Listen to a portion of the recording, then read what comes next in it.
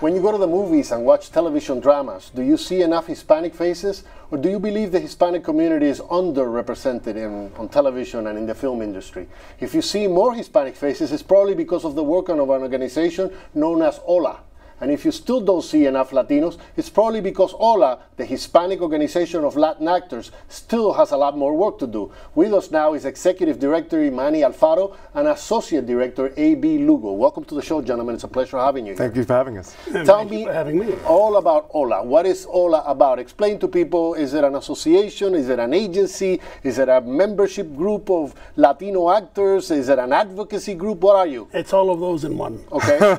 All right. Tell me. We started out back in 1975, 76. A small core group of those actors that were working at the time decided to find out what way can they improve job opportunities, because things were lousy. There wasn't that much work. The industry was still producing commercials in English with a Spanish track, and they needed to organize themselves.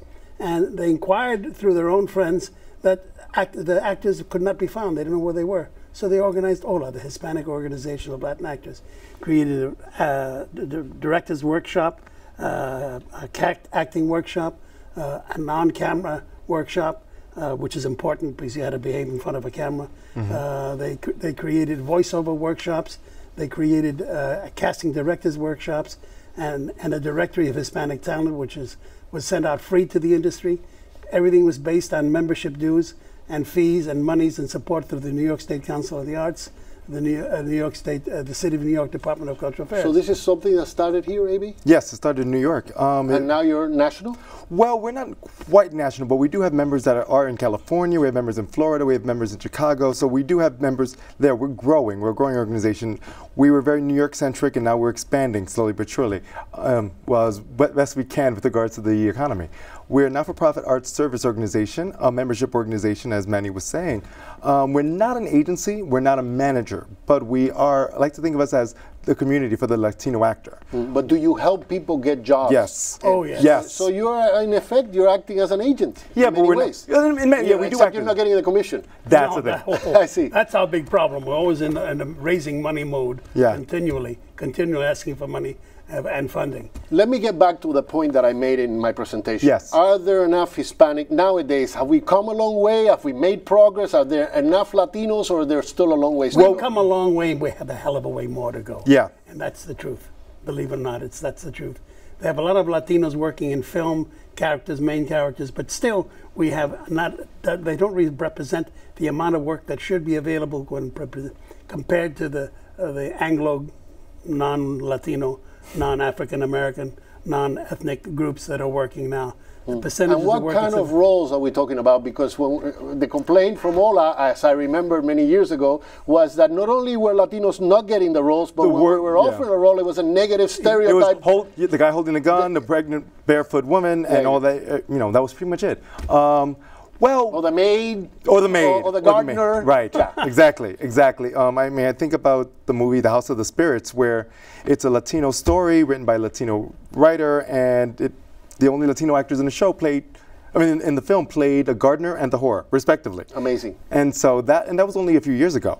I say that we have gone a long way. We still have ways to go. We have shows like Law and Order now. While we do have Latinos playing criminals on the show, we also have them playing judges. We also have them playing lawyers. We also have them playing just regular people. The lead character, detective, which happened quite often. And in SVU, the guy who has replaced Chris Maloney is Danny Pino, a Cuban actor. And that was unheard of 20 years ago? 20 years ago would be unheard of, yeah. They felt that the Latino actor, or the actor, whatever background he has, didn't have the gray matter to be able to be an actor. Culturally, he was not adept to be an actor. And it was unheard of. But this is something that was pervasive with the industry. Apparently they never heard of Jose Ferrer or Raul Julia or Rito Moreno or many of the other people who paved the way for Latino actors in this industry. So, I mean, I used to hear that argument. I used to hate that argument because it just wasn't true. And we go to prove that. Some of the things we do in addition to our workshops, because we also provide workshops to our members, we have an online directory called the HOLA Pages, and it's open for anyone to see, casting directors, producers. Sometimes they go to us for job opportunities, sometimes they just go directly to the directory, and they ask for talent recently we just got about 3 or 4 different jobs that we heard of that were cast with HOLA members in it. So basically they go to your website, look for people that they can cast. Sometimes they call us and ask for something very specific. And we give them referrals. And yeah, because we wind up knowing our membership. So we say, check this person out, this person, give them a call and tell them you heard from HOLA. So how many members in the organization? What are the requirements? About 440. How many? About 440 right now that are current members. We have maybe 1,000 or so former members in our database who fold back into the organization, drop out because of money. They may travel, whatever reason. They get married and they don't have enough money to continue their careers, stuff like that. But I estimate in New York there should be close to 1,800 to 2,000 professional core actors belonging to the union, Latinos, that are available for work. And about 1/3 of them become members of the organization, plow in and plow out whenever they have a chance. I remember that you guys were, you probably remember this too, because you and I are more or less the same age here, but 20-some, 30 years ago, I was at the Daily News, a reporter at the Daily News, and I remember covering demonstrations organized by HOLA out in Broadway. What was that about? Death and the Maiden, a 3-handed play, 3 characters, about the Chilean aristocracy. Written by Ariel Dorfman, a Chilean writer. Which was a play about the deeds that were created by Pinochet at the time. And this was about the people who were excusing and living. It was a very interesting play, very political. Now, one Latino was cast in it. And it's a play about Latinos. And it was about Latinos. We were stuck with a star system. Gene Hackman, Richard Dreyfuss, and Glenn Close.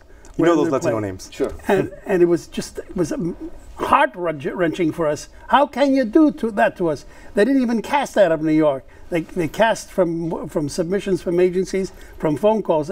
And this was the type of deal that was concocted at the time with regard to casting. And you had a major director. You had a major director directing this. It was Mike Nichols. But we threatened to strike. We threatened to demonstrate.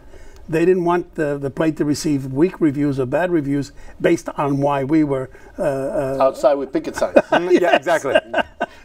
But we then found out that the understudy for Glenn Close was pregnant and couldn't continue doing the show. Could not continue doing the show, and they said to us, "Okay, look, give us a break over here. Why don't you accept the fact that we're going to look for an understudy who is a Latina to replace Glenn Close whenever she couldn't do the show, because there were times that she didn't want to do the show and the understudy would work on a regular basis. There was an opportunity, and the gal went on to do, who was the understudy, went on to do All My Children, a Latina character that lasted for quite a while. So we made a little bit of a career. But what happened is that we got a commitment on the part of, I don't want to mention Mike Nichols, but I'm mentioning him, right? I already did, so we're good. But he did a good subsequent productions of Death and the Maiden will be cast with the Latinos where possible. If they're in somewhere beyond some area of the country and a small regional theater wants to do it and there are no Latinos, it's fine. But if they're anywhere, any major metropolitan area where there might be a sizable community of Latino actors, they would cast them with them. And for the most part, they were true to their promise. Yeah, that's why we see his name, because he kept his promise. So who can become a member of HOLA? Do you have to have some accomplishments as an actor? Well, our members range from beginners to well-established people. We have many people who are currently on Broadway, have been on Broadway. Acting students? We have acting students, definitely. Oh, definitely. We have people, actually, we have a member who is a recent graduate of Lehman College, who is a member. And so, yeah, we... Must be a really good one then. Yeah. Yes, actually 2 of them that are coming to mind right now. And yeah, we accept basically anyone as long as you have desire to learn or desire to be an actor in this business. It's a hard business. If you want to be in it for the long haul, we like to think that HOLA can be one of the tools you can use. How much is Spanish an advantage for an actor nowadays in the United States? I think it helps. I think it really helps. I think because you have a whole other line of work that you can do. You can do theater in Spanish or TV or film, and that's just another. We have members who speak Spanish only, mostly. We have members who are completely bilingual, and we have members who are more English dominant. So I think being bilingual is an advantage, definitely. Let me stick my spoon in here. Go ahead. An actor to make a living in this business, if he's Latino, and his choices are going to be limited simply because of that many roles available. But if he has a command of the Spanish language, clear, complete command of the language, he can make a decent living in voiceover work. And that's where he doesn't have to work as a waiter or as a bartender or anything else. He can depend upon that business. And most actors in New York, even though the white biggies, make their living in voiceover work. Okay, and when you say voiceover, explain to people at home, what does that mean? It means taking an English language movie and no, that's dubbing. Well, that's one thing of it. Are they doing that too, dubbing a whole soundtrack of a whole movie? No, that's not done. That's an industry that we lost a long time ago. It went to Mexico. It went to South America. So they don't hire Latinos in the United States to dub a movie that's in English and do it in California, Spanish? they have a spattering of that kind of work right now. But in New York, it's not happening at all. Wow. It's an industry that has been lost. But voiceover work, in other words, doing the announcements for radio work, for commercials. TV commercials. And TV commercials. That kind of voice that you will do, that you hear the Spanish voice. And they're looking for new people all the time, simply because it's an industry that uses and pulls and yanks and brings new sounds to the audiences. Yeah, and there's also something called looping, which is, a lot of people don't know about that, is when you watch a movie and say there's a restaurant scene and you hear this smattering of talking in the background. That's called looping. That's basically, you get paid to just create a fake conversation that will barely be heard, but hey, it's a gig. Sound effects. Yeah. Yeah. Listen, guys, we're out of time, but I really appreciate you having been on the show. Yeah, we are. Wow, that was so fast. You know how the business is. I had so much more to say. Thank you very much. Well, listen, we can always have you back. I really appreciate it. No problem. And I appreciate it. But where do people get a hold of you? No We problem. Make sure to put that on the screen. What is website? Yes, the website is www.hellohola.org. That's H-E-L-L-O-H-O-L-A, hello in English, hola en español. We're also on Facebook. We're also on Twitter. We have a YouTube channel, and we have a blog, which we lovingly call El Blog de Hola. Okay. And they're all linkable from our website as well. You want a phone number? Absolutely. Go ahead. 212-253-1015. That's right. Thank you.